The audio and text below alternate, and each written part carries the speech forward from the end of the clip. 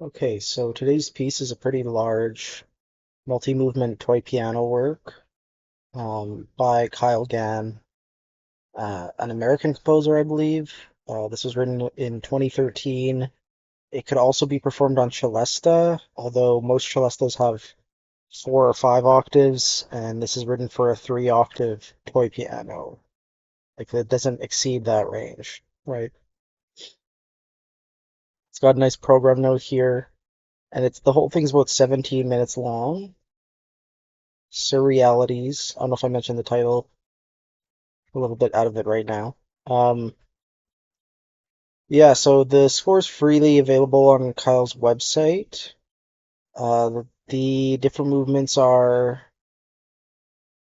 uh, Axioms of the Wind, Deep Denial, movement 2, uh, Disaggregated Harmonies, movement 3, a canon at the major 7th, Circling the Horizon, movement 4, I think, Unaccommodating Polka, movement 5, Incommensurate Quantities, movement 6, Mistimed Adieu, movement 7, and that's it, if I'm correct.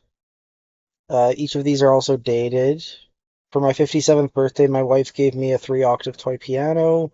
I was in the mood to work out some ideas within extreme limitations, so I wrote these pieces for it. Each piece is based on some idea or juxtaposition of ideas that shouldn't work, and I wanted to make it work. Bitonality is common. It's very inspired by Darius Mio. We have, I don't know if we have a Mio episode on the channel yet. We have an homage to Mio uh, in the piano series. If you're interested in that, that might be a nice pairing with this episode. Um, and he compares some of the ideas in, for example, the early one, Disaggregated Harmonies, I think. Or no, that's not the earliest one. But anyways, so he's talking about individual movements here. Movement 3, the canon at the major 7th, he says reminds him of Schoenberg's Opus 19. Is that the little pieces? Yes. So we've covered Opus 19 on the channel if you're interested in that. It says little piano pieces. The fourth movement. Okay, so the fourth movement is a simple idea where one hand goes through the range of the instrument and the other one stays put. And then there's the other movement we were looking at. Movement 6 is bitonal canon as well, but at the diminished fourth. And the piece is dedicated to his wife, of course, who gave him the toy piano. Yeah, as for the composer, like this is all freely available on his website, right? He has like PDFs and MP3s of all of his pieces. Born in Dallas, Texas in 1955, he writes both microtonal and standard tuned music. And he's an author of 7 books on American music.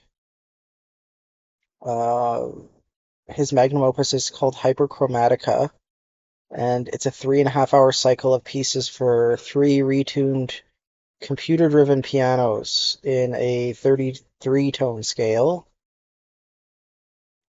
These are his books.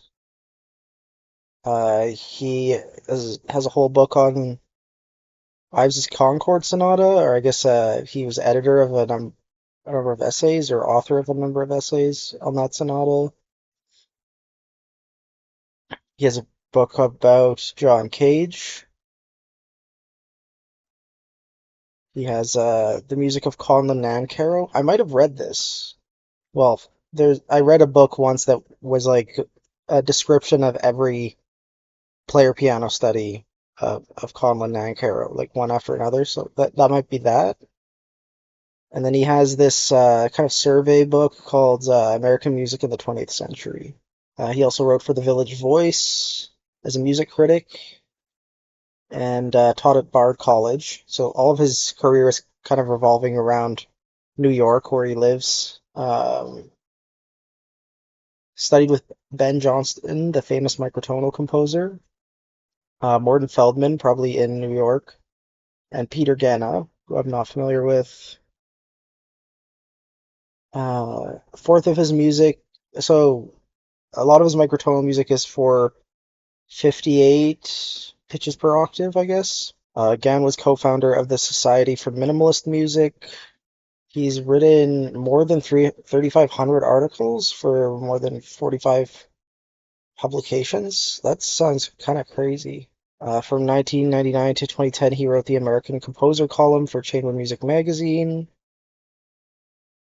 So yeah, a lot of. I mean, that was the big biography. A lot of it is about his work as an author, which I find really interesting.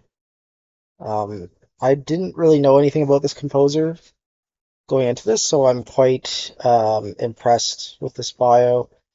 To show you where I found him, actually, there's this resource called the Toy Piano Library, which is authored by Daria Binkowski. I've submitted works to this. If you're a composer with toy piano pieces, it's very easy.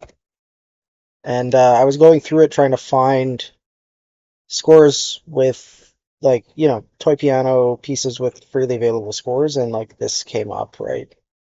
Of course, Kyle Gann has these two pieces. So that's literally how I found him. I did not know he was such an accomplished author. So kind of interesting.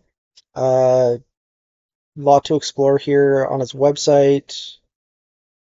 For example, he has all these examples of tunings and resources. So this page will basically be, I think I can link to each individual movement. But yeah, I'll have a bunch of links in the video description if you want to listen to this. It takes about 17 minutes to get through all of them. And it's alternating between two performers. So Kyle Gann himself is performing some, and this other pianist, Therese Malingro, is performing the others. Okay, so it's a nice little set of pieces.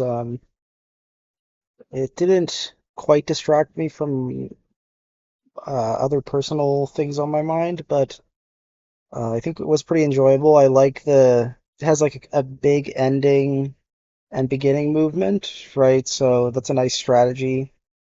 And then the middle ones are very short. I think movements 5 and 6 are the shortest.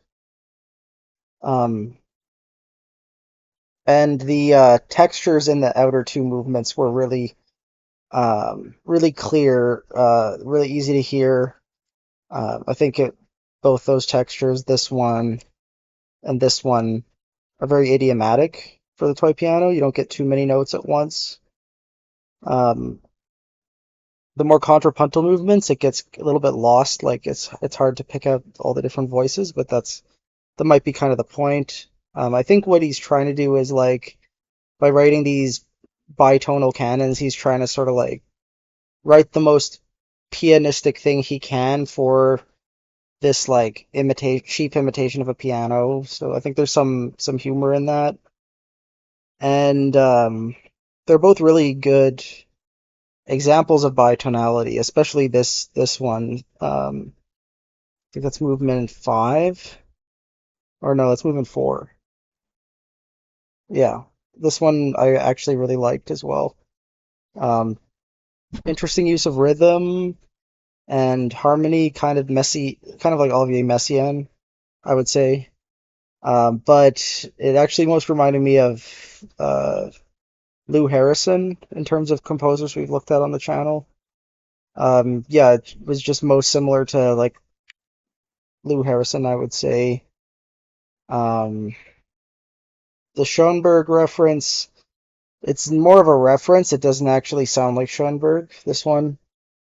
Um, but that's kind of funny too, because it's like a quotation of a real piano piece played on a toy piano, and then sort of tastefully turned into this canon.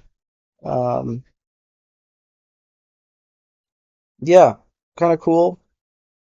Maybe a little bit dated sounding for 2013, but I think this was more of a personal challenge for the composer to like work with limitations. So I think they're just writing in their typical style, or and